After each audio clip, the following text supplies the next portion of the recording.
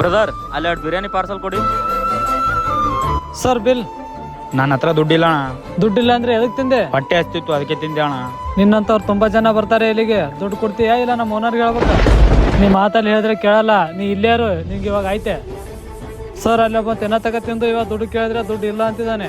ಹೌದಾ? ಏನ್ ಆರ್ಡರ್ ಮಾಡಿದಾನೆ ಅವನು? ಅನ್ನ ಸಾಂಬಾರ್ ಸರ್. ಹೌದಾ? ನೀನ್ ಹೋಗಿ ಅವ್ರಿಗೆ ಬಿರಿಯಾನಿ ಪಾರ್ಸಲ್ ಕೊಡು, ನಾನು ಅವ್ನಿಗೆ ನೋಡ್ಕೊಂತೀನಿ.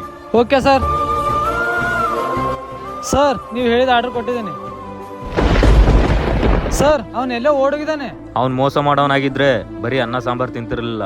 ಬಿರಿಯಾನಿ ಅದು ಇದು ಅಂತ ಎಷ್ಟೋ ಐಟಮ್ ಆರ್ಡರ್ ಮಾಡ್ತಿದ್ದ. ಅವನೇನ್ ಮೋಸ ಮಾಡಿಲ್ಲ. ಅವ್ನ ಹೊಟ್ಟೆ ಹಸಿವಂತದ್ದು. ಹೌದು ಸರ್, ನೀವು ಕರೆಕ್ಟ್ ಆಗಿ ಹೇಳಿದಿರಿ. ಸರಿ, ಅವ್ನು ಹೊಸದಾಗ ಕೆಲ್ಸಕ್ಕೆ ಜಾಯ್ನ್ ಆಗಿದ್ದಾನೆ. ಅವ್ನಿಗೆ ಕೆಲಸ ಎಲ್ಲ ಕಲಿಸ್ಕೊಡು.